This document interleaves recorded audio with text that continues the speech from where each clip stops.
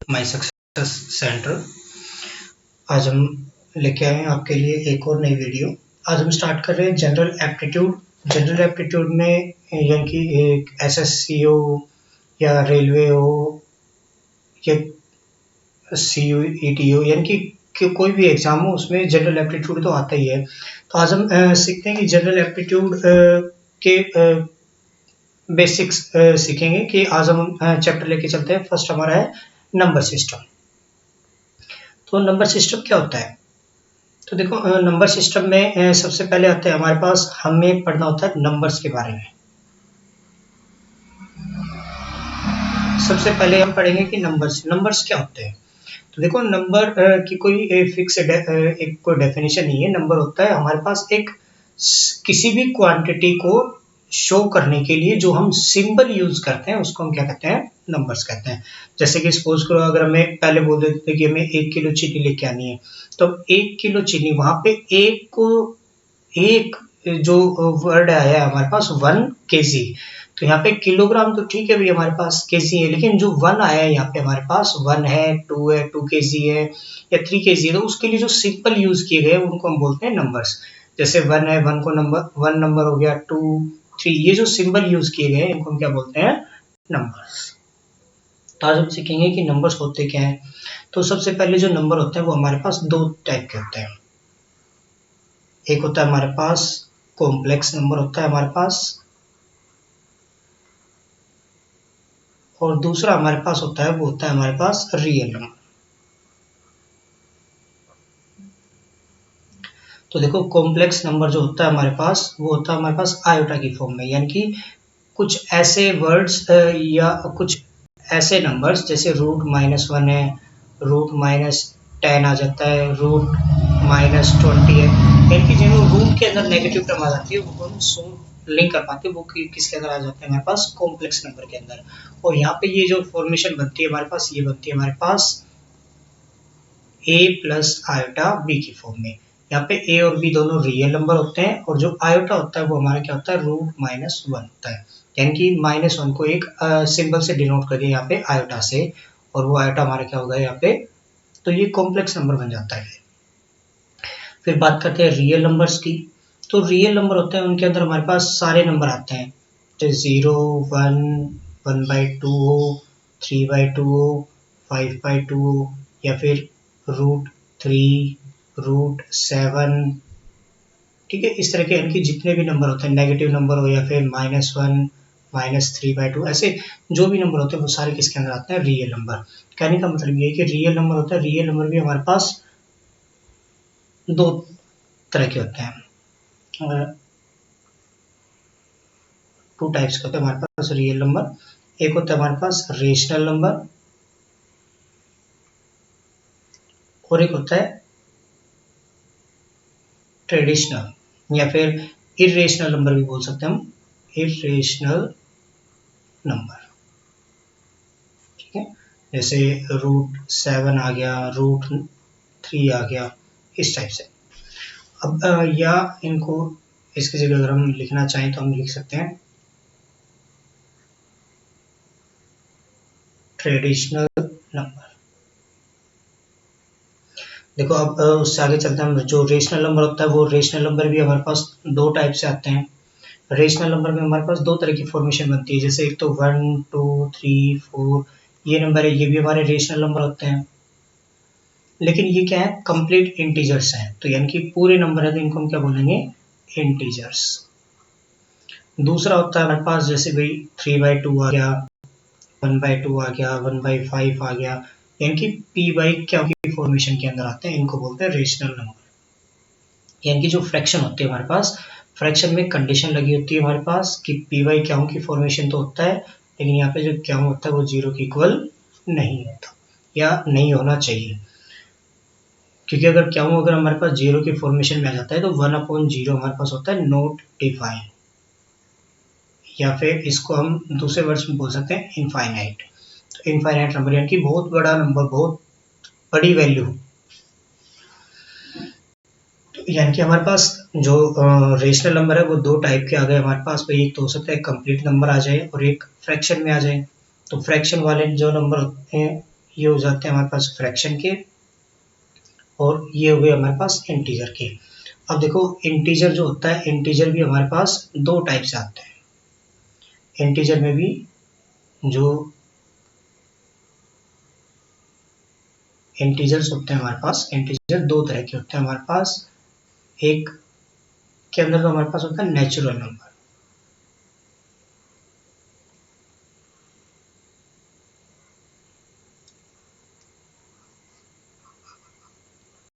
So natural नहीं, negative number, और एक साइड आता है हमारे पास पॉजिटिव नंबर। तो देखो इंटीजर में हमारे पास दो टाइप से नंबर आते हैं, लेकिन इंटीजर में नंबर वही रखने हैं जो हमारे पास कंप्लीट हो, कंप्लीट नंबर, चाहे फिर वो नेगेटिव हो या पॉजिटिव हो, उससे हमें कोई लेना देना नहीं है। तो ये देखो हमारे पास नेगेटिव है और पॉजिटिव नंबर है हमारे पास, ठीक है। तो नेगेटिव नंबर में यानी कि -1 आ गया, -2, -3, -4, -5, इस टाइप से। पॉजिटिव नंबर में 1, 2, 3, 4, 5 इस टाइप से। लेकिन इसमें एक नंबर और भी आता है ऐड, वो होता है हमारे पास जीरो। जीरो क्या है? जीरो ना तो हमारा नेगेटिव नंबर होता है और ना ही पॉजिटिव होता है, नाइदर नेगेटिव नॉर पॉजिटिव। जो जीरो होता है वो तो ना तो हमारा नेगेटिव नंबर होता है और ना ही पॉजिटिव नंबर होता है, तो ये भी हमारा इंटीजर के अंदर ही ऐड होता है। इन तीनों को मिलाने के बाद हमारे पास इंटीजर की फुल यानी कि पूरा एक इंटीजर बन जाता है, जैसे 0, 1, 2, 3 अप टू इनफाइनाइट तक, और ऐसे इधर -1, -2, -3 ये भी अप टू माइनस इनफाइनाइट तक, यानी कि नेगेटिव माइनस में जहाँ इनफाइनाइट नॉट डिफाइंड नंबर आते हैं जिनको हम काउंट नहीं कर सकते वहां तक, और वैसे पॉजिटिव के अंदर भी। तो देखो जब अगर हम जीरो के साथ किसी भी नंबर को ऐड करें इधर, यानी कि जीरो के साथ नंबर की काउंटिंग करें 0, 1, 2, 3, 4, तो यानी कि ये हमारे पास क्या होते हैं? होल नंबर होते हैं, इनको बोलते हैं हम होल नंबर्स। और अगर जीरो को हटा दें हम, यानी कि जीरो इसमें ऐड ना करें, तब हमारे पास ये बन जाते हैं नेचुरल नंबर। तब हो गए हमारे पास ये नेचुरल नंबर्स, ठीक है। अब बात आती है नेचुरल नंबर की। तो नेचुरल नंबर में भी काफ़ी सारे नंबर होते हैं, जैसे कि भाई इनको एक तो नेचुरल नंबर तो डायरेक्ट 1, 2, 3, 4, 5, तो 1, 2, 3, 4, 5 के अंदर भी काफ़ी तरह के नंबर होते हैं। जैसे कि कोई नंबर इवन नंबर आ जाए। इवन नंबर वो होते हैं जो क्या होते हैं? 2 के मल्टीपल्स होते हैं या डिविजिबल बाई 2 होते हैं, या फिर दूसरे आसान शब्दों में कह सकते हैं जिनका जो यूनिट प्लेस है वो हमारा क्या होता है? 0, 2, 4, 6, 8 होता है, वो हमारे क्या होते हैं? Even number. उसके बाद सेकंड आता है हमारे पास ओड नंबर्स। ओड नंबर हमारे पास कौन से होते हैं? जो except even number, even number को छोड़कर जो नंबर बच गए, यानी कि जिनका यूनिट प्लेस है वो इवन नंबर के अलावा हो। 0, 0 के बाद यहाँ पर क्या रह गया? 1, 2 और 4 के बीच में 3, 4 और 6 के बीच में 5, 6 और 8 के बीच में 7, और 8 के बाद, तो यानी कि ये जो नंबर है ये क्या कहलाते हैं? ओड नंबर, जिनका यूनिट प्लेस 1, 3, 5, 7, 9 हो, वो ओड नंबर होते हैं। या फिर ये भी कह सकते हैं जो नंबर 2 से भाग ना जाए, जिनके रिमाइंडर में 1, 3, 5, 7, 9 बचे, वो क्या कहलाएंगे? Odd number. उसके बाद आते हैं हमारे पास प्राइम नंबर, कंपोजिट नंबर। तो देखो हम पढ़ते हैं पहले प्राइम नंबर क्या होते हैं और कंपोजिट नंबर क्या होते हैं। तो देखो प्राइम नंबर प्राइम नंबर वो होते हैं जो सिर्फ और सिर्फ दो संख्याओं से ही डिविजिबल हो। जैसे कि हमारे पास 7 है, 7 दो संख्या किस किस से भाग जाता है? या तो ये 1 से डिवाइड होगा या फिर ये 7 से। यानी कि प्राइम नंबर वो नंबर होंगे जो सिर्फ और सिर्फ दो संख्याओं से भाग जाएंगे, एक होगा 1 और दूसरा इटसेल्फ यानी कि खुद से। अगर इन दो संख्याओं से भाग जाएंगे तो उसको हम क्या कहेंगे? वो एक प्राइम नंबर है। जैसे कि हम एक और एग्जांपल लेके देख लेते हैं। सपोज कि हमने 4 रखा, तो 4 जो है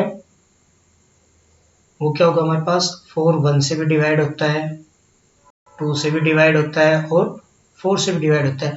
अब देखो ये खुद से 1 से भी भाग जा रहा है और खुद से भी जा रहा है, तो हम इसको प्राइम नंबर क्यों नहीं कहेंगे?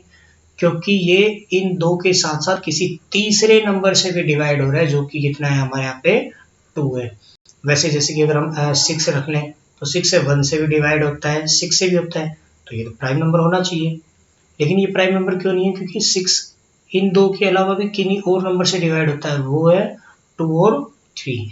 अगर दो संख्याओं के अलावा कोई तीसरी संख्या आ जाए जिससे वो नंबर भाग जाता है, तो वो प्राइम नंबर ना होके क्या हो जाएगा हमारे पास? Composite number.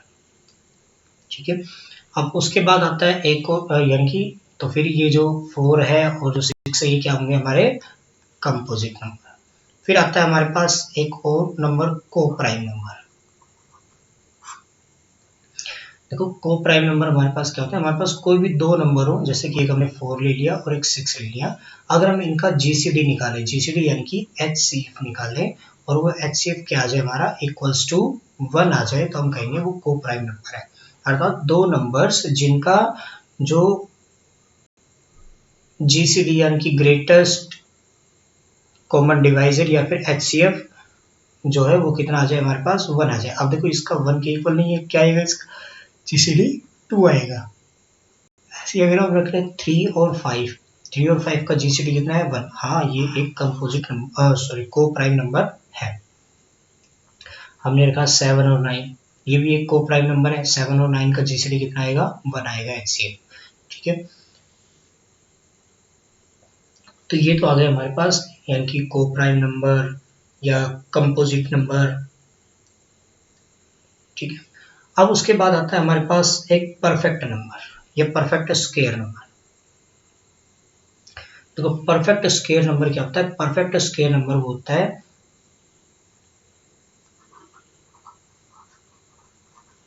Perfect square number. Perfect square number क्या होता है हमारे पास? एक ऐसा नंबर जिसका अगर हम स्क्वायर करें या स्क्वायर रूट निकालें तो हमारे पास एक, जैसे कि हमारे पास 1 है, 1 का स्क्वायर करेंगे तो क्या आएगा? 1। तो 1 हमारे पास एक परफेक्ट स्क्वायर नंबर है। स्क्वायर करने पे भी एक इंटीजर आ रहा है और उसका रूट करेंगे तब भी हमारे पास एक इंटीजर आएगा। जैसे 2 है, 2 का स्क्वायर करेंगे तो 4, 4 यहाँ पे एक परफेक्ट स्क्वायर नंबर है, क्योंकि इसका रूट निकालेंगे तो हमारे पास क्या आएगा? एक इंटीजर आएगा हमारे पास 2। जैसे टी है, टी का स्क्वायर करेंगे तो 9, 9 भी हमारे पास क्या है? परफेक्ट स्क्वायर नंबर है, क्योंकि इसका अगर हम इंटीजर निकालेंगे तो ये भी क्या आएगा? इसका अगर हम स्क्वायर रूट निकालेंगे तो भी क्या आएगा? इंटीजर आएगा। या दूसरा हम इसको ये बोल सकते हैं कि इसके जो फैक्टर आएंगे वो दोनों के दोनों क्या होंगे? सेम होंगे। यानी कि अगर जैसे 4 है, अगर 4 के हम टुकड़े करें तो इसमें ये आएंगे 1 और 2 और 2, दोनों के दोनों इक्वल फैक्टर आएंगे। 9 है, 9 के फैक्टर करें तो 3 और 3, यानी कि जिसमें दो इक्वल फैक्टर आ जाएंगे। 1 है, 1 के तो 1 और 1 ही रहना। जैसे 16 है, 16 के फैक्टर निकालेंगे तो 4 और 25 है, 25 के निकालेंगे तो 5 और 5। अब जैसे 42 रखेंगे तो 42 के तो दो अलग अलग फैक्टर आ गए, 6 और 7, सेम फैक्टर नहीं आए, इसलिए ये एक परफेक्ट स्क्वायर नंबर नहीं है। ठीक है, अब चलते हैं, एक आता है इनका यूनिट डिजिट, कि हमें जो कोई भी जो नंबर होता है उनकी यूनिट डिजिट कैसे चेक करते हैं। तो हम स्टार्ट करते हैं पहले 2 से ही।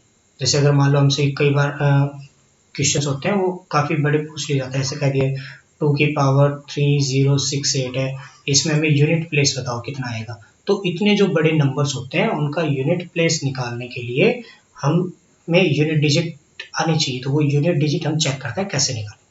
जैसे सपोज करो 2 की पावर हमने 1 की, तो 2 की पावर 1 कितना आएगा? 2, यानी कि 2 की एक बार मल्टीप्लाई, 2 का स्क्वायर करेंगे, इसका मतलब क्या होगा? 2 की मल्टीप्लाई 2 टाइम्स, तो कितना है हमारे पास? 4। ऐसे 2 की पावर 3 करेंगे तो कितना बनेगा? 2 की पावर 3 का मतलब क्या होगा? 2 की 3 टाइम्स मल्टीप्लाई, तो 2 टू जा 4, 4 टू जा 8। ऐसे 2 की पावर अगर हम 4 करेंगे तो कितना आएगा? 2 की पावर 4 टाइम्स मल्टीप्लाई और वैल्यू कितनी है? 16, तो यूनिट प्लेस कितना आया? 6। ऐसे 2 की पावर 5 करेंगे तो यानी कि 2 की 5 टाइम्स मल्टीप्लाई, तो वैल्यू हमारे पास कितनी आएगी? 32, तो यूनिट प्लेस कितना आया? 2। तो देखो रिपीट होने लग गया, 2 आया था, 2 फिर से आ गया। अब आगे 2 की पावर 6 निकालेंगे तो यूनिट प्लेस आएगा 4, उसके बाद अगर 2 की पावर 7 निकालेंगे तो 8 आएगा, 2 की पावर 8 निकालेंगे तो 6, यानी कि रिपीटेशन स्टार्ट होगी। तो इसमें रिपीट कहाँ तक हो रहा है नंबर, या तो 2 आ रहा है, या फिर 4 आ रहा है, या फिर 8 आ रहा है, या फिर 6 आ रहा है। तो ये आ गया हमारे पास। तो ऐसे एक हम टेबल बना के देखते हैं इनसे। तो स्टार्ट करते हैं टेबल, यानी कि पहले 0। तो 0 में रिपीट कौन कौन सी वैल्यू होती है, 0 में एक ही वैल्यू रिपीट होती है, वो कौन सी होती है, 0। फिर हम 1 की चेक करते हैं, 1 में भी जब 1 की कितनी भी पावर करो हमेशा यूनिट प्लेस कितना आएगा, 1 ही आएगा। तो 1 में भी एक ही वैल्यू। उसके बाद हम चेक करते हैं, जैसे 2 है, तो 2 पे देखो अभी हमारे पास 4 नंबर आए थे, कौन कौन से, एक 2 आया था, 4 आया था, 6 और 8। तो इसके जो साइकिल यानी कि जो रिपीटेशन होगी वो 4 नंबरों के बाद होगी। वैसे अगर हम 3 चेक करते हैं, तो देखो 3 के लिए निकाल के देखते हैं। 3 की पावर 1 3 आया, 3 का स्क्वायर करेंगे तो 9, 3 की क्यूब करेंगे तो 27, 3 की पावर 4 करेंगे तो 81, 3 की पावर 5 करेंगे कितना आएगा, 243। ऐसे 3 की पावर 6 करेंगे तो कितना आ जाएगा हमारे पास, 729।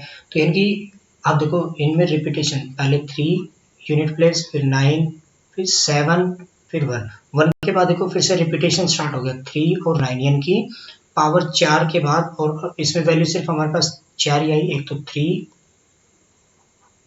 9, 7 और 1। उसके बाद रिपीटेशन स्टार्ट हो गई, तो यानी कि इसमें भी रिपीट हमारे पास जो नंबर आ रहे हैं वो कितने आ रहे हैं, 4। ऐसे फिर 4 चेक करेंगे, तो देखो 4 चेक करते हैं। 4 की पावर 1 किया तो 4 आया, 4 की पावर 2 करेंगे तो 16, यानी कि यूनिट प्लेस 6 आया। 4 की पावर 3 करेंगे तो 64, यूनिट प्लेस 4 आ गया। 4 की पावर 4 करेंगे तो 256, यूनिट प्लेस 6। यानी कि देखो रिपीटेशन हो गई, 4 6 4 6 4, यानी कि दो ही नंबर आ रहे हैं इसमें, या तो यूनिट प्लेस 4 आएगा या फिर 6 आएगा। तो ये हर दो नंबर के बाद क्या होगा, रिपीट होगा। ठीक है, अब चलते हैं अगला।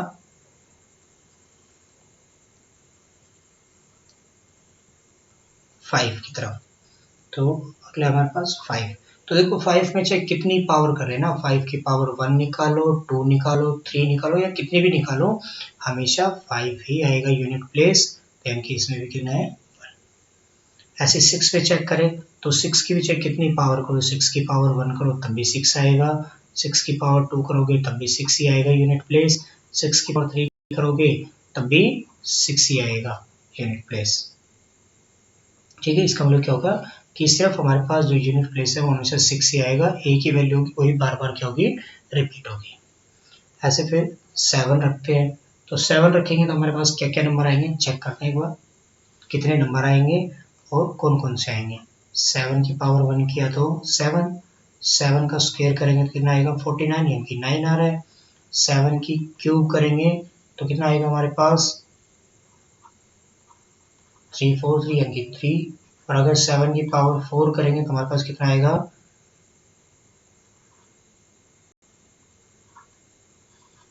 आएगा हमारे पास यानी कि 1।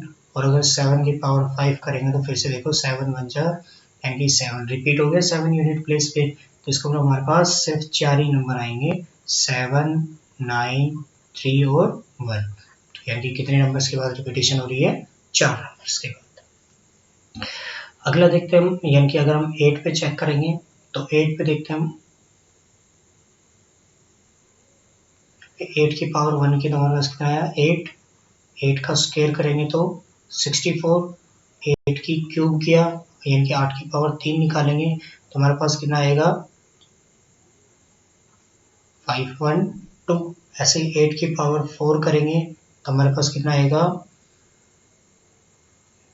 यानी कि रिपीट 6 आ गया। 8 की पावर 5 करेंगे तो 8 आएगा यूनिट प्लेस से। इसका मतलब क्या हो गया, 8 रिपीटेशन हो गया हमारे पास यहाँ पे। तो सिर्फ हमारे पास 4 ही नंबर आ रहे हैं, कौन कौन से, 8 4 फिर 2 और फिर 6, यानी कि हर 4 नंबर के बाद वो क्या होगी, रिपीटेशन होगा। ऐसे अगर हम 9 चेक करेंगे तो 9 में हमारे पास सिर्फ 2 ही नंबर आएंगे, एक 9 और 1। क्योंकि अगर हम 9 की पावर 1 करेंगे तो 9 ही आएगा, 9 का स्क्वायर करेंगे तो 81 आएगा, 9 के अगर क्यूब निकालेंगे कितना आ जाएगा, 729, 9 फिर से रिपीट हो जाएगा। तो इसका मतलब इसमें रिपीटेशन होगी वो कितने नंबर्स के बाद होगी, 2 नंबर्स के बाद। ठीक है, यानी कि ये हमारे क्या हुए कि अगर अब हमसे चाहे कितनी बड़ी पावर पूछ ले, हम उसका जल्दी से ही जवाब दे सकते हैं। जैसे मान लो अगर हमसे ये कह दिया 2 की पावर 3048 का बताओ, इसका बताओ, तो हमें क्या करना है, रिपीटेशन देखना है। रिपीटेशन कितने अंकों के बाद हो रही है, 4 अंकों के बाद। तो इस जो 3048 आया है, इसको 4 से डिवाइड कर देना है। अगर हम 3048 को 4 से डिवाइड करेंगे तो चेक करो कितना आता है। इसको 4 से काटा 7 पे, फिर 6 पे और ये 2 पे, कंप्लीट डिवाइड हो गया।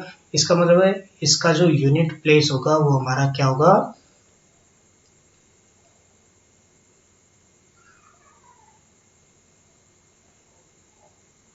8 आएगा हमारे पास। क्यों, क्योंकि देखो 2 की पावर 1 बचेगी तो हमारे पास 2 बचेगा। अगर 2 की पावर जब भी 1 यानी कि 1 बचेगी तो 2 बचेगा हमारे पास। अगर 2 की पावर 2 बचेगी यानी कि अगर हमारे पास वहाँ पे रिमाइंडर 2 बचता है तो 4 आएगा। अगर 3 बचता है तो 6, अगर कंप्लीट 4 पे चला जाता है तो सॉरी 8 और 6 आएंगे, यहाँ पे इसकी 6। ठीक है, ये थोड़ा सा इंटरचेंज हो गया, 6 इधर आएगा, 8 और 6 ऐसे। तो जब भी अगर कंप्लीट पावर है वो पूरी पूरी डिवाइड हो जाती है तो उसका यानी कि जो यूनिट प्लेस है वो हमेशा कितना आएगा, 6 आएगा। एक और देख लेते हैं, जैसे कि 3 है हमारे पास, 9 है, 9 की पावर हमसे ये कह दिया कि आप निकाल के दिखाओ 9 की पावर 68। तो 68 में हमें दो चीज़ें देखनी है कि ये पावर इवन है या ओड है। देखो अगर हम 9 की पावर हमने यहाँ पे देखा, 9 की पावर 1 किया तो 9 आया, 9 का स्केयर किया तो 1 आया, 9 की क्यूब करेंगे तो फिर 9 आएगा, 9 की पावर 4 करेंगे तो फिर से 1 आ जाएगा यूनिट प्लेस। तो कहने का मतलब क्या है, अगर हम यहाँ पे देखें तो जहाँ पे पावर ओड है वहाँ पे तो हमेशा क्या बच रहा है, 9, लेकिन जहाँ पे पावर इवन है वहाँ पे हमेशा क्या बच रहा है, 1 बच रहा है। तो हमें देखना है कि 9 वाले में कि पावर ओड है या फिर इवन है। अगर यहाँ पे पावर हमारे पास क्या है, इवन है, तो इसका मतलब इसका यूनिट प्लेस कितना आएगा, 1 आएगा। अगर मान लो यहाँ पे 9 की पावर 60 आ जाती, पावर ओड होगी, तो अब इसका यूनिट प्लेस वो कितना आएगा, 9 आएगा। ठीक है,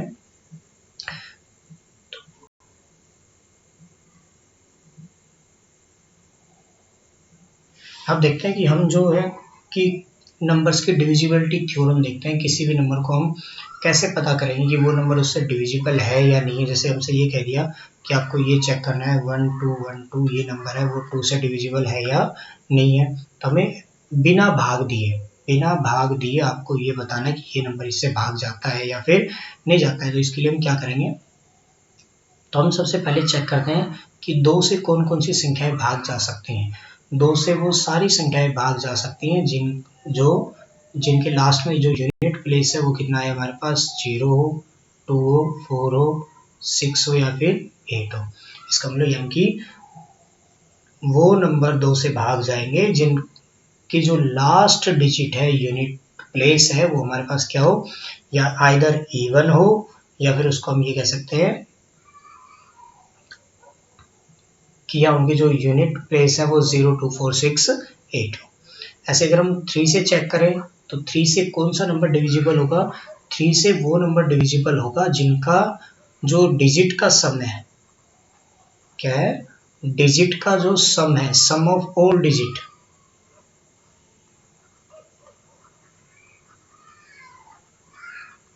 इज ए मल्टीपल ऑफ 3।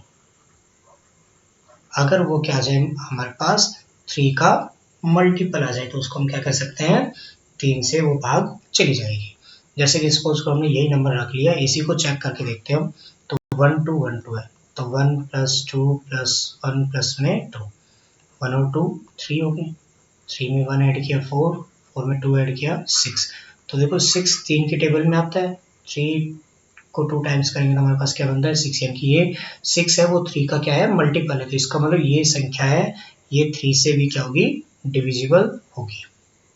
ऐसे हम चेक कर रहे हैं, 4 से चेक करना हो हमें, तो 4 से कौन सी संख्या भाग जाएंगी, 4 में जो लास्ट की टू डिजिट्स होती हैं, यूनिट प्लेस प्लस यानी कि 10 प्लेस, यानी कि 10 और यूनिट, ये दोनों संख्या अगर हमारे पास, जैसे कि अभी यहाँ पे था 1 2 1 2 में यूनिट ऑफ 10 प्लेस कितनी है 12। अगर ये 4 का क्या है मल्टीपल है, मल्टीपल ऑफ 4, तो ये देखो 12 है, 12 4 के टेबल में आता है, 4 3 12, तो इसका मतलब हम इसको कह सकते हैं कि जो 4 है जो सॉरी 12 है वो क्या होगा 4 से डिविजिबल होगा। उससे अगला नंबर है हमारे पास 5 से डिविजिबल होने की सबसे आसान सा नियम है हमारा, अगर हमारे पास यूनिट प्लेस 0 हो या फिर 5 हो तो वो संख्या चाहे कैसी भी संख्या हो, कितनी बड़ी संख्या हो, वो क्या हो जाएगी 5 से आसानी से डिवाइड हो जाएगी अगर उनका यूनिट प्लेस 0 और 5 है। तो अगर हम 1 2 1 2 को चेक करें तो ये 5 से भाग नहीं जाएगी क्योंकि इसमें यूनिट प्लेस 2 है, ना कि 0 ना ही 5। अब आगे नंबर आता है 6 का। तो 6 का रूल है, अगर आपको 2 का और 3 का दोनों का रूल आता है तो आप 6 का रूल इजीली कर सकते हो। अगर कोई नंबर है वो 2 से और 3 से दोनों से भाग जाती है, क्या होती है दोनों से भाग जाती है या फिर डिविजिबल होती है दोनों से,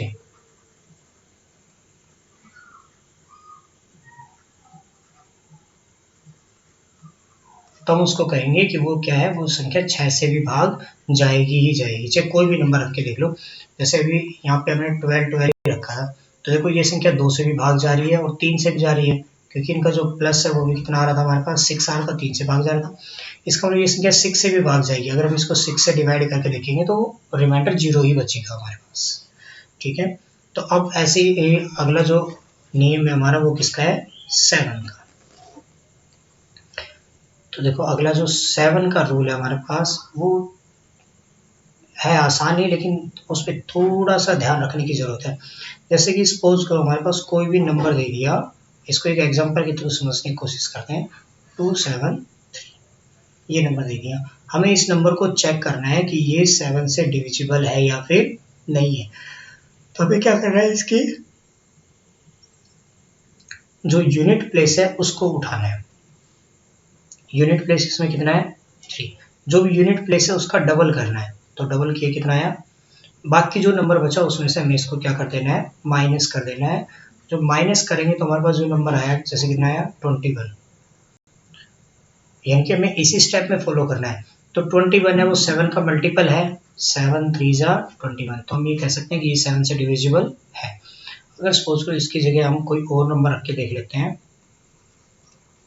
कोई बड़ा नंबर रखा हमने, जैसे कि हमने यहाँ पे 3 4 6 7 8 ये रख लिया। अब इस नंबर को चेक करना है कि 7 से डिविजिबल है या नहीं है। तो हमें इसमें क्या करना है, पहले यूनिट प्लेस उठाना है 8, तो 8 का डबल करेंगे कितना आएगा 16, बाकी जो नंबर बचे उनमें से इसको क्या कर देना है माइनस कर देना है।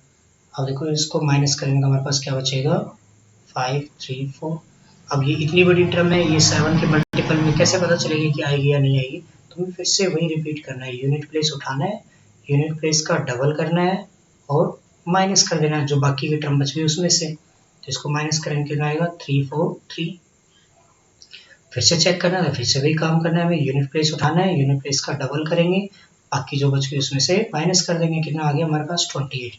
अब देखो 28 है, 28 7 के टेबल में आता है, 7 4 28, इसका मतलब 28 7 का मल्टीपल है, 7 का मल्टीपल होती है 7 से डिविजिबल हो जाएगा आसानी से। तो इसका मतलब जो ये नंबर है ये भी क्या होगा हमारा 7 से डिविजिबल होगा।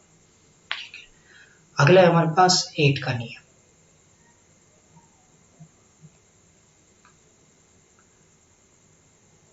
8 से कौन सी संख्याएं भाग जाएंगी, 8 से वो सारी संख्याएं भाग जाएंगी जिनमें हमारे पास लास्ट के 3 यूनिट प्लेस 10 प्लेस और 100 प्लेस, ये अगर ये तीनों ये नंबर हमारे पास क्या हो जाता है कंप्लीट, अगर 8 के टेबल में आता है या 8 से डिविजिबल हो जाता है तो हम इसको क्या कहेंगे कि यह 8 से भाग जा सकता है। जैसे कि सपोज करो हमारे पास कोई भी नंबर रख लिया हमने बड़ा सा 86240, तो हमें इसमें ये नहीं दिख रहा कि इसमें 2 0 है 2 है 4 है, हमें इसमें क्या करना है सिर्फ लास्ट के 3 नंबर उठाने हैं 240 और इसको चेक करना है 8 से भाग देके। अगर ये कंप्लीट भाग चला गया तो हम इसको कहेंगे कि ये संख्या पूरी भाग आसानी से 8 से भाग चली जाएगी, और अगर 8 से भाग नहीं जा पाएगी यानी कि अगर ये मान लो 241 है सपोज करो यहाँ पे, अब ये 8 से भाग नहीं जा रही तो इसका मतलब ये संख्या भी 8 से भाग नहीं जाएगी। ठीक है, अगला नियम आता है हमारे पास 9 का। जो नियम हमारा 3 का था सेम वही एज इट इज रूल हमारा 9 का है कि सम ऑफ ऑल डिजिट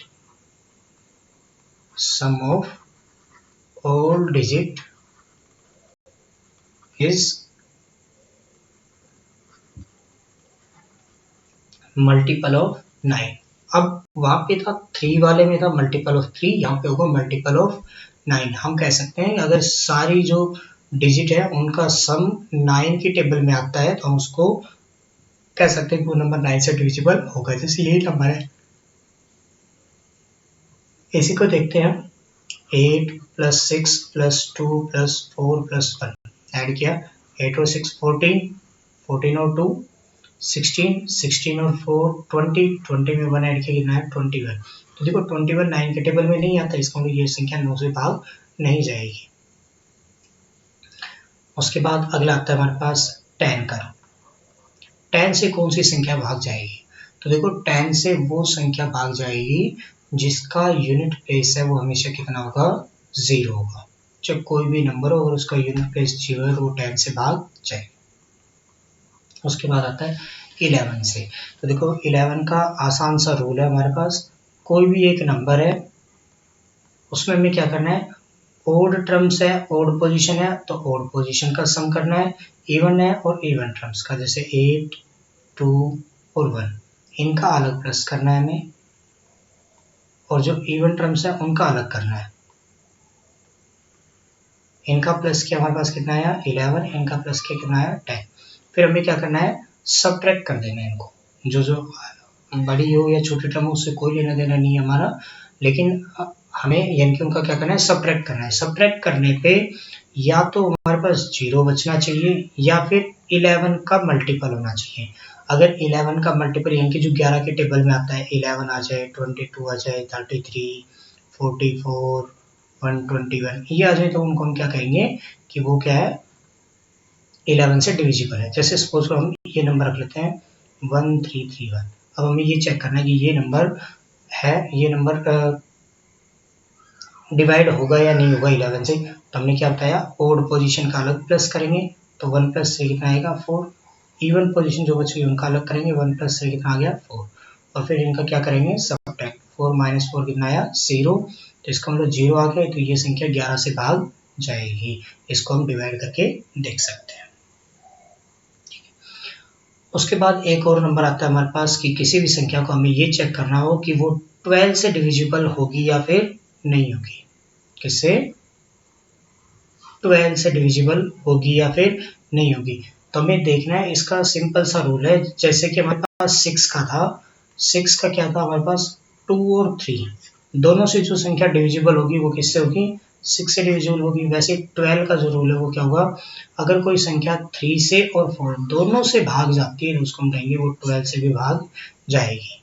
जैसे कि हम यहाँ पे रख के छोटा सा एग्जांपल रखते हैं 24 है, 24 है वो 3 के टेबल में भी आता है यानी कि 3 से भी डिविजिबल है और 4 से भी डिविजिबल है, तो ये संख्या है ये 12 से भी भाग जाएगी।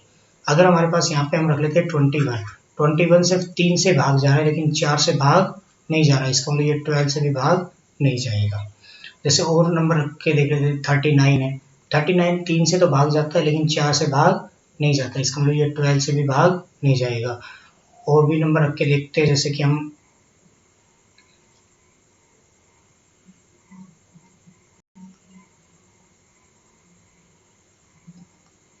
104 है, अब ये संख्या 4 से भाग जाती है लेकिन 3 से भाग नहीं जाती, ये 12 से भी भाग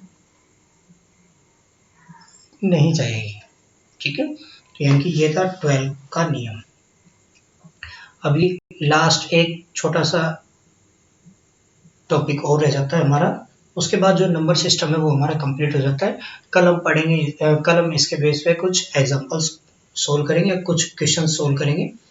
तो देखो एक सबसे इम्पोर्टेंट जो पार्ट रह गया वो होता है कि हमें कितनी बड़ी इक्वेशन हो या ब्रैकेट्स हो कुछ भी हो उनको सोल्व करने का जो तरीका होता है।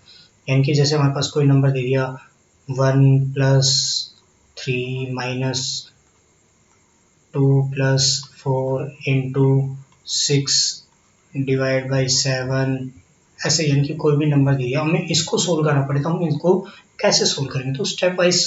तो उसके लिए हमारे पास जो रूल होता है वो क्या होता है, हमारे पास बोर्ड मास।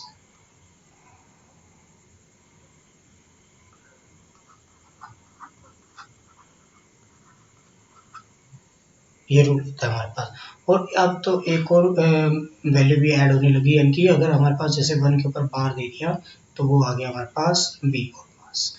इसका मतलब v का अर्थ होता है किसी भी नंबर के ऊपर अगर बार है तो सबसे पहले उस बार को सोल्व करेंगे। जैसे हमारे पास ये दे दिया जाए 3.66 बार, तो इसको हम ये लिख सकते हैं 3 अप्रोक्सीमेट 67 या 3.7 अप्रोक्सीमेट, ये बार सोल्व कीजिएगा।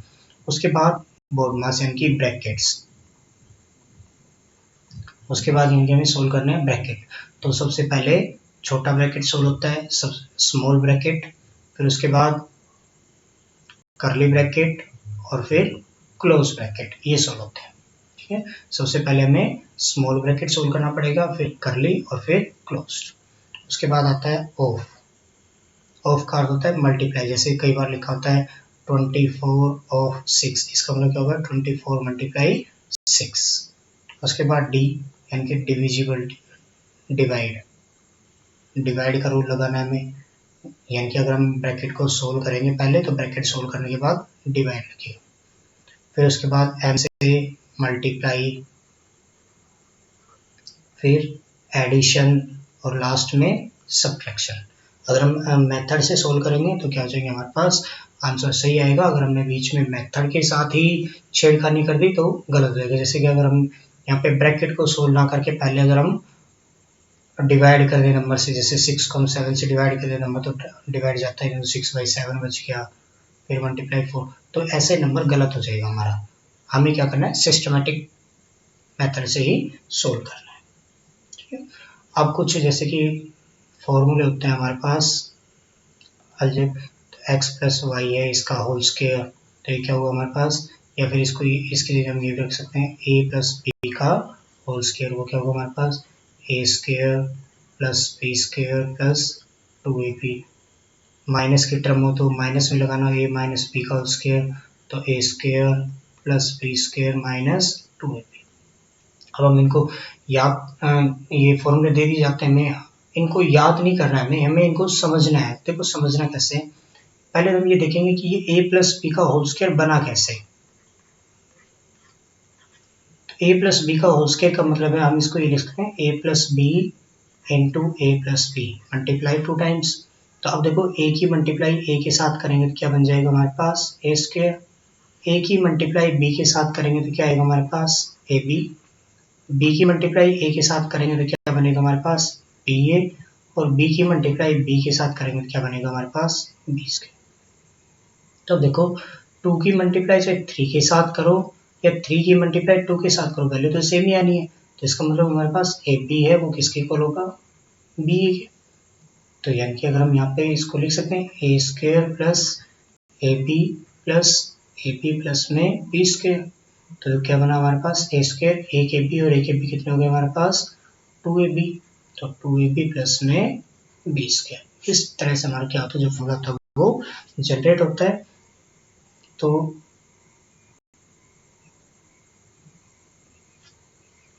थैंक यू फॉर वॉचिंग, और ऐसे ही अगर हम कल लेके आएंगे इसके बेस के ऊपर कुछ एग्जांपल्स या कुछ क्वेश्चंस सोल्व करेंगे।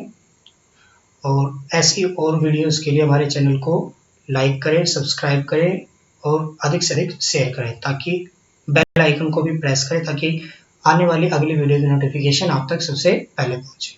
Thank you very much.